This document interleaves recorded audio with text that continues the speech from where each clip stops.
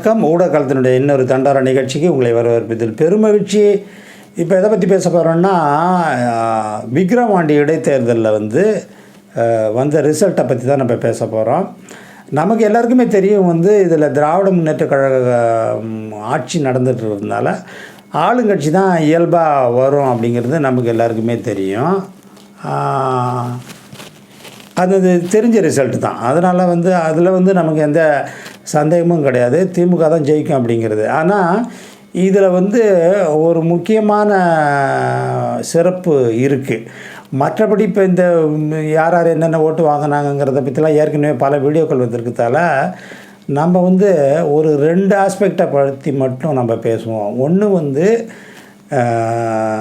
இந்த தேர்தலை அதிமுக புறக்கணித்ததுங்க அப்படிங்கிறத பார்க்குறோம்.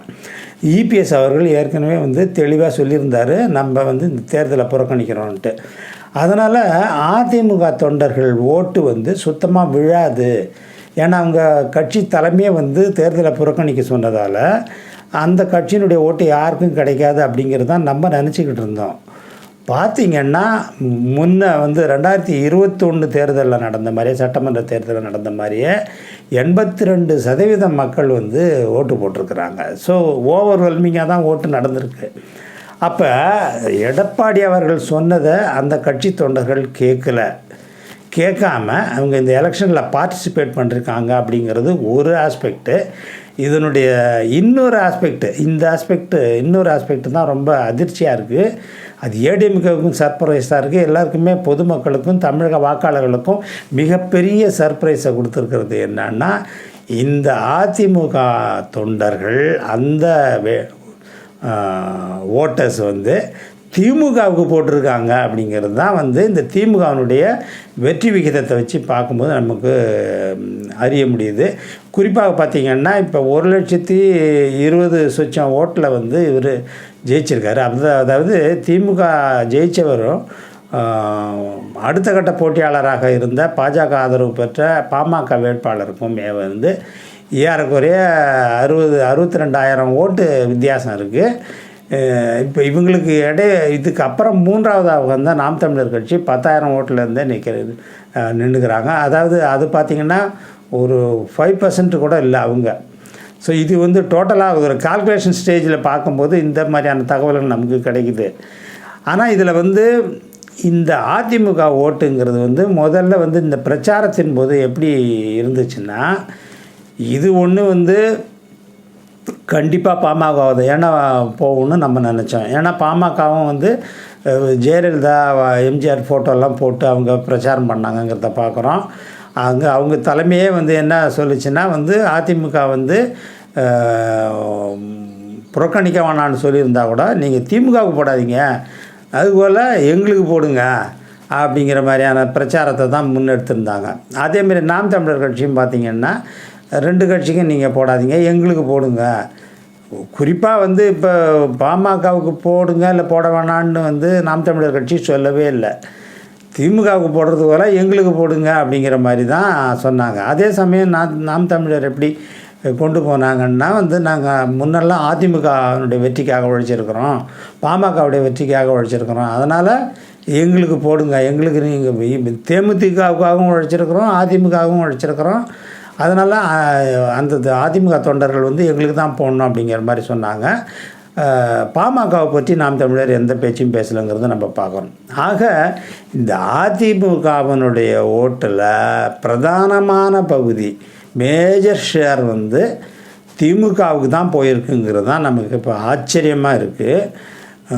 இது அப்போ நீங்கள் ஓட்டை புறக்கணிக்க சொன்னால் கூட நாங்கள் திமுகவுக்கு தான் போடுவோம் அப்படிங்கிறத அதிமுகவினுடைய ஒரு மேஜர் ஷேர் இங்கே ட்ரான்ஸ்ஃபர் ஆகிருக்கிறதன் மூலமாக நம்ம என்ன உணர முடியுதுன்னா, திமுகவுக்கான ஆதரவு என்பது அதிமுக தொண்டர்களிடையே ஓரளவு பெருகி இருக்குங்கிறது தான் உண்மை. இந்த உண்மையை நம்ம எப்படி ஒத்துக்கிறோன்னா, திமுக செய்து வைத்திருக்கிற நலத்திட்டங்கள், குறிப்பாக மகளிர் உதவி திட்டம், அந்த இலவச பேருந்து, இன்னும் நிறைய மாணவர்களுக்கு செய்திருக்கிற திட்டங்கள், பொதுமக்களுக்கு நிறைய செய்திருக்கிற திட்டங்கள், இந்த திட்டங்கள்லாம் வந்து மக்கள்கிட்ட போய் சேர்ந்ததால் நம்ம எங்கே மாற்றி போட்டோம்னா வந்து வேறு பிரச்சனை வருமோ அப்படிங்கிறதால தான் வந்து பாமகவுக்கோ நாம் தமிழருக்கோ போடாமல் அதில் மேஜர் ஷேர் வந்து திமுகவுக்கு ட்ரான்ஸ்ஃபர் ஆகிருக்கு அப்படிங்கிறது நம்ம இதில் உற்று நோக்க வேண்டிய ஒரு மிக முக்கியமான ஒரு புள்ளியாக இருக்குது அப்படிங்கிறத பார்க்குறோம். ரெண்டாவது நம்ம என்ன சொல்ல விரும்புகிறோம்னா, பாமக வந்து திமுகவோட முன்ன காலத்துலலாம் கூட்டணியில் இருந்திருக்காங்கங்கிறத நம்ம பார்க்குறோம்.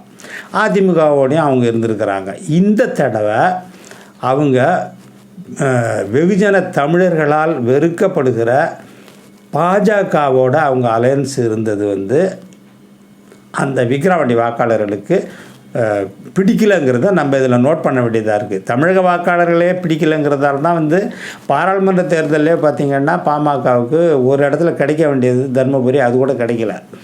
ஆக இந்த பாஜக கூட்டணியை அந்த கட்சிக்காரர்களும் விரும்பவில்லை, பொதுவான தமிழக வாக்காளர்களும் விரும்பவில்லை அப்படிங்கிற அந்த ஆஸ்பெக்டும் நம்ம இதிலேருந்து புரிஞ்சுக்கணும். இது ரொம்ப முக்கியமான ஆஸ்பெக்ட்டு. ஏன்னா விக்கிரவாண்டியில் வன்னியர்கள் அடர்த்தியாக வாழக்கூடிய ஒரு தொகுதி. அந்த தொகுதி வன்னியர்களும் தலித் மக்களும் வந்து சம பங்கில் ஏறக்குறைய இருக்கக்கூடிய அந்த தொகுதியில் போய் பாட்டாளி மக்கள் கட்சியே வந்து ஒரு வன்னியர் கட்சி என்று சொல்லப்படுகிற நேரத்தில் வந்து வன்னியர்களுடைய ஓட்டே வந்து பாமகவுக்கு ட்ரான்ஸ்ஃபர் ஆகலை, மெஜாரிட்டி ஓட்டு ட்ரான்ஸ்ஃபர் ஆகலை, அவங்க கட்சிக்காரங்க மட்டுமே போட்டிருக்காங்க. அதிலே கொஞ்சம் பேர் வந்து திமுகவுக்கு தான் போட்டிருக்காங்கிறது நமக்கு வந்து இந்த புள்ளி விவரத்தை நீங்கள் வந்து போன எலெக்ஷனில் உள்ள அவங்க எடுத்த ஓட்டு கான்ஸ்டிடுவன்சி பை கான்ஸ்டிடுவன்சி நீங்கள் பார்த்தீங்கன்னால மிக தெளிவாக தெரியுது.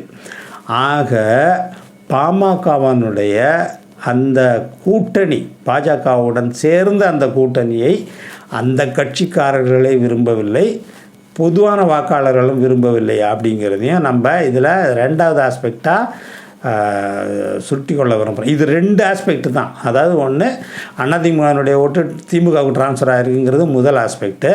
ரெண்டாவது ஆஸ்பெக்ட் வந்து பாமகவனுடைய அரசியல் வாழ்க்கையில் வந்து அவங்க வந்து திராவிட கட்சி இல்லாமல் ஒரு தேசிய கட்சி என்று சொல்லப்படுகிற இந்த பாஜகவோட சேர்ந்தாங்கன்னா அவங்களும் அழிஞ்சு போயிடுவாங்க தான், அந்த கட்சிக்கும் எதிர்காலம் கிடையாது அப்படிங்கிறது இதில் ரெண்டாவது ஆஸ்பெக்ட்டு.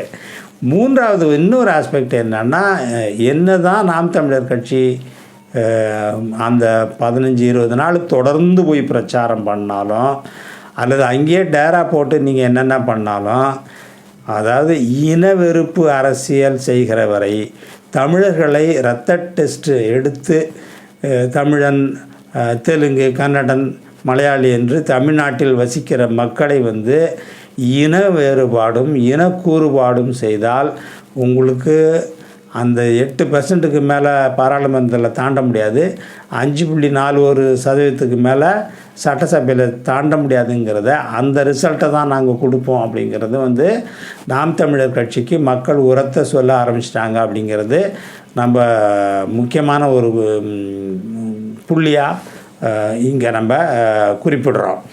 அதிலும் குறிப்பாக இவங்க வந்து ஒரு பாசிட்டிவான பிரச்சாரத்தை வந்து நாம் தமிழர் கட்சி வந்து எங்களுக்கு ஓட்டு போடுங்க, நாங்கள் எங்களுக்கு ஓட்டு போட்டால் என்னென்ன செய்வோம் அப்படின்னு சொல்லியிருந்தாங்கன்னா கூட இன்னும் கொஞ்சம் ஒரு 2000-3000 ஓட்டு அதிகமாக கிடச்சிருக்கோம்.